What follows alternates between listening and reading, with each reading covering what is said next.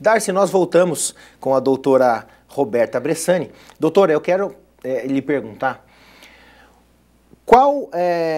se compararmos os números, o que mata mais, câncer de mama ou câncer de próstata? Pois é complicado, né? Porque a gente começa a pensar o que mata mais de tudo. É câncer que mais mata no mundo, no Brasil? O que mais mata no nosso país, né? Aí a gente se surpreende. O que mais mata no Brasil é acidente de trânsito. É a primeira causa em mortalidade. A segunda causa em mortalidade, doença cardiovascular. Quer dizer, a nossa saúde ainda não está bem em dia, não está dominada, a nossa alimentação não está adequada, a nossa atividade física não está bem adequada, o nosso nível de estresse não está bem controlado, né? Então, por isso a gente tem aí o câncer como terceiro fator causal de morte, tá? E aí começamos a dividir por sexo, a prevalência, como é que isso está aparecendo em cada um. O câncer mais presente, tanto em homem quanto mulher, é o câncer de pele. Câncer de pele não melanoma, que a gente diz, porque o melanoma costuma ser um câncer um pouco mais agressivo. Então, os cânceres menos agressivos de pele são os mais prevalentes, tanto em homem quanto mulher, é o número 1 em aparecimento, tá? Por que isso? Pela nossa localização no globo, né, terrestre, pela incidência solar que temos, pela falta de cuidado com a pele, pelo meio agrícola que trabalhamos, a nossa exposição ainda ao sol faz com que esse seja o câncer mais frequente. Mas, felizmente, esse não é o câncer que mais mata, porque ele é o câncer de pele e não melanoma. Quando a gente começa a dividir por sexo, qual é o câncer mais frequente em homem e em mulher? O câncer mais frequente em mulher é mama, em homem, próstata.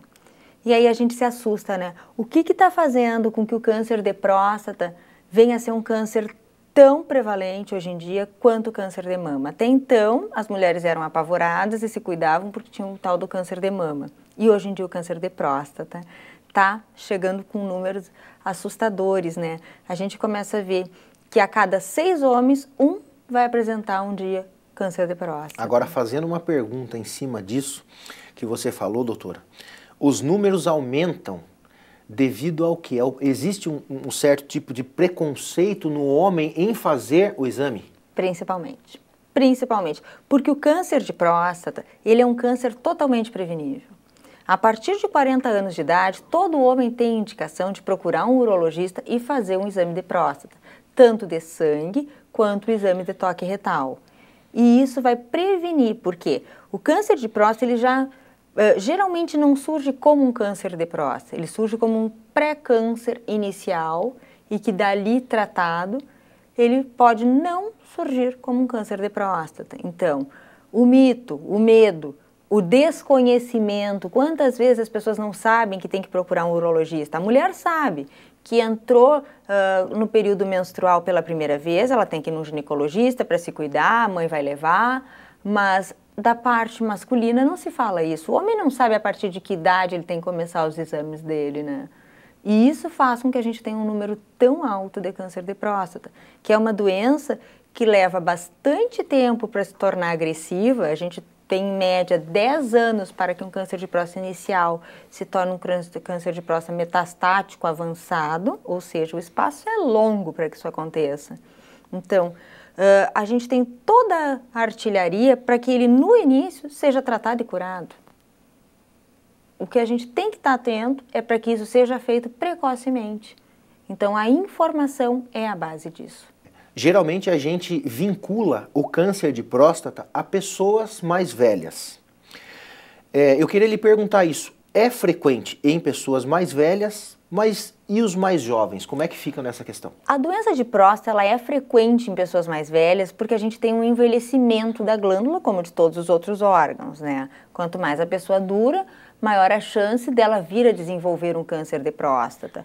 Mas esse câncer de próstata que aparece no idoso, ele começa a se apresentar no jovem. E muitas vezes a gente tem tumores em jovens de próstata agressivos, que lá no início se faz o diagnóstico e se trata. Então, por isso que o diagnóstico deve começar precocemente. A gente não tem que esperar chegar lá com 60 anos para fazer o primeiro exame. Não é assim que as coisas funcionam. Quando a gente trabalha com prevenção, a palavra prevenção quer dizer evitar, prevenir que essa doença chegue em mim. entendeu? Então, a partir do momento que eu vejo uma lesão pré-cancerosa de próstata, eu faço o tratamento ali no paciente mais jovem e encerro o caso. Ele vai acompanhar, ele vai fazer os exames de rotina, mas com tudo mais sob controle. Porque é muito diferente a pessoa que anda na rua e não tem nem ideia do que está dentro do seu organismo. Eles chegam às vezes no consultório, que horror, eu estou sempre fazendo exame, agora sempre aparece uma coisinha ali, outra aqui. É verdade, porque a vida é assim. A vida nos mostra que enquanto estivermos vivos, coisas vão acontecer, coisas boas, coisas ruins, coisas mais ou menos.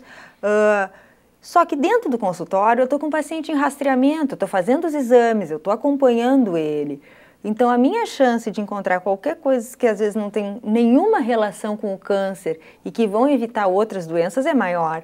Então, em vez do paciente se angustiar e me perguntar quando é que eu vou ter paz disso, ele deveria agradecer, porque nesse momento que eu estou fazendo é rastreando ele de cima a baixo e prevenindo que outras doenças se apresentem, né?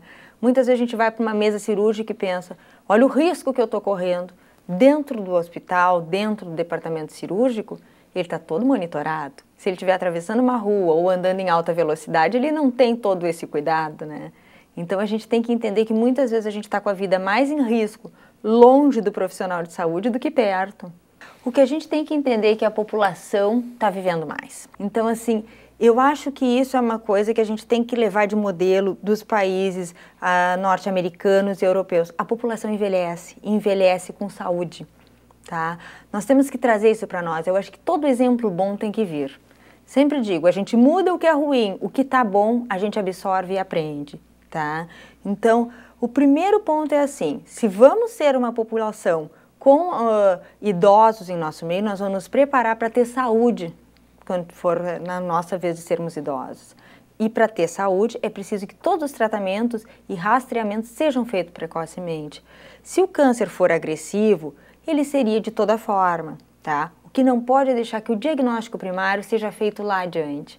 Ele tem que ser feito precocemente, sim, para evitar coisas piores. Um câncer de próstata diagnosticado no início, leva o paciente a uma cirurgia, pode deixar algumas sequelas ou não, mas vai evitar que esse paciente daqui a uns 10, 15 anos me apresente doença em ossos, fígado e que eu não tenha mais o que fazer, que eu tenha que olhar para ele numa cama, assistir o sofrimento, dar muito remédio para dor.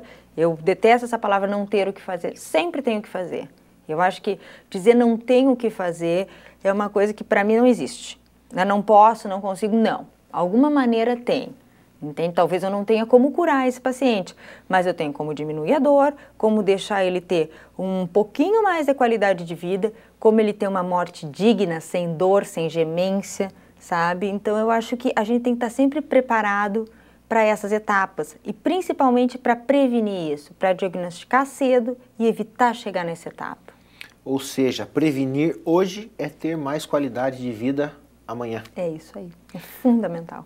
Doutor, eu queria te agradecer por passar essas preciosas lições, esses ensinamentos para a gente, porque muitas vezes a gente acaba passando despercebido por muita coisa, né?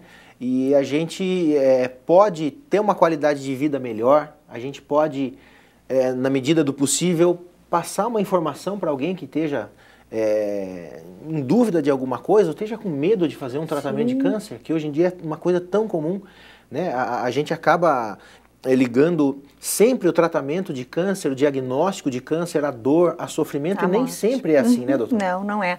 O diagnóstico de câncer não é sentença de morte. Abrir aquele envelope, realmente, rouba o chão. Onde é que eu piso agora? Né? Mas a gente tem que entender que cada vez mais existe tratamento e cura para câncer. Tá? Que as pessoas estão sendo curadas, que quimioterapia não é um tratamento, quando não tem mais o que fazer se faz quimio, não. Existem doenças que são tratadas só com quimioterapia, que a cirurgia não tem papel nenhum, nem ajuda nesse tratamento. A quimioterapia é que vai fazer o seu papel para curar esse doente. Então é isso que a gente vê. É claro que não é um tratamento fácil, eu sempre digo, não estamos lidando com uma doença fácil, então o meu tratamento também não vai ser fácil. Eu não posso oferecer um tratamento fraquinho para uma doença que é agressiva, eu vou lidar com ela da mesma maneira que ela está lidando conosco. Nós vamos entrar junto nessa briga. Se ela vem agressiva, nós vamos tocar um tratamento agressivo, mas para destruir ela. Entendi. E não o paciente vai ficar inteiro. A preservação da vida sempre em primeiro lugar. totalmente. Qualidade de vida. Talvez estejamos momentos ruins durante esse tratamento, passemos por fases difíceis, mas o objetivo final é: vamos vencer isso. E que assim seja. Eu quero te agradecer, doutora, por deixar lá o HCB e vir aqui nos nossos estúdios aqui do NT Sul para passar essas lições para a gente. Muito obrigado e o NT Sul está sempre à disposição. Eu que agradeço. Obrigada. Darcy, com você.